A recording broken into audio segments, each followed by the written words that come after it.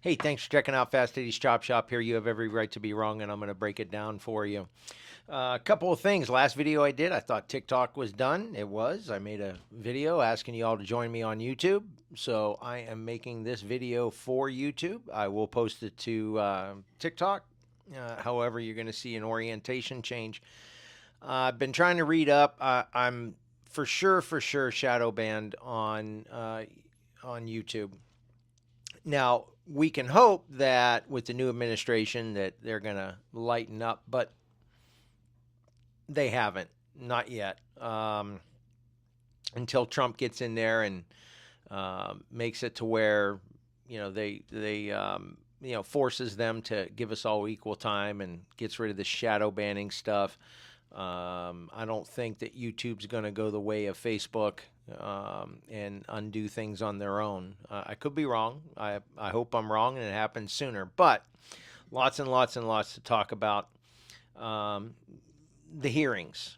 Number one, all the hearings that are going on right now. Absolute joke. It's a farce. These people decided on who they were going to vote for, both our side and their side, months ago, fair to say. There might be one, maybe two people that want to change their vote, but everything you're seeing now with these hearings is grandstanding. They're trying to make the candidates appear awful. They're not letting them answer questions. They're asking them a question, and then when they start to answer, they're shooting them down and moving on to the next one. In fact, answering for them and then moving on to the next one. It's a joke and it's ridiculous. Super happy Trump's in office, but I actually thought for a minute after the stomping that they would come to their senses just a little bit and at least walk back just a little bit some of their derangement, but they're not. They toned it down for a split second. Bam, right back at it. Absolutely hilarious. In the last few days, they're all the way back to the the Hitler comments. It's hilarious. So we still have some work to do. The good thing is, I don't think that the Dems have any clue on why Trump won. Now, the more I've sat back and thought about this, I completely understand why the entire earth went after that man. All except the people who wanted him in to make the changes he was talking about. 1,000% I'm right. See, they had a plan. All the folks that meet at Davos and all the folks that, want to control you from cradle to the grave had a plan that was going smashingly well. All towards one global effort, one global government. And they were a hair away from getting there. And here comes this Trump guy, and he is a turd in the punch bowl.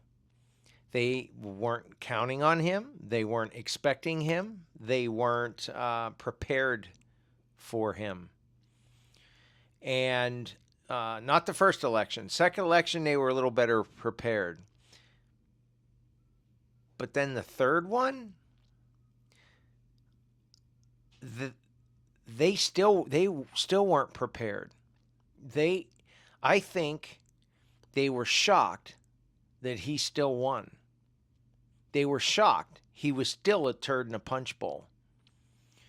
And I contend that if you voted for him, I voted for him, we did not get him elected. The sensible Democrats did. And the unsensible Democrats did. The loons that had the farthest left ideology made the sensible Democrats kind of look over and go, what are you doing? Well, that's not important. Immigration's important. I think at the end of the day, what really was important was our pocketbooks. I don't know about you, but I I built up a little bit of a kitty while Trump was in office, even with COVID, and Biden spent 4 years taking it away. And I think that your average American is, what do they say, $1,000 away from bankruptcy? Hundreds in any given month, but most Americans don't have $1,000 for an emergency. I think that also got him elected, but also all the craziness. So I think some great things are going on, but I also think that they're not done. Um, they don't give up too easily, and I think they're going to continue to try. So everything that we do has to be in lockstep. And the senators that don't vote over the next 4 years for what Trump clearly has a mandate to do over the next 2 years for that election and 4 years from now from that one, any senator that goes against not Trump, forget about Trump, us. We don't want people messing with our children. We don't want the bad things that happen to women and children who are making the trek to come here illegally, bad things to happen to them. That's awful. We want respectable jobs back. We want to, what do Americans want? We want to go to work, come home, pet the dog, kiss our wife, say hello to our kids, have a good meal, turn on the TV, watch some little bit of news, a little bit of a normal late night, and go to bed and get up and do it again. We're actually pretty simple folk.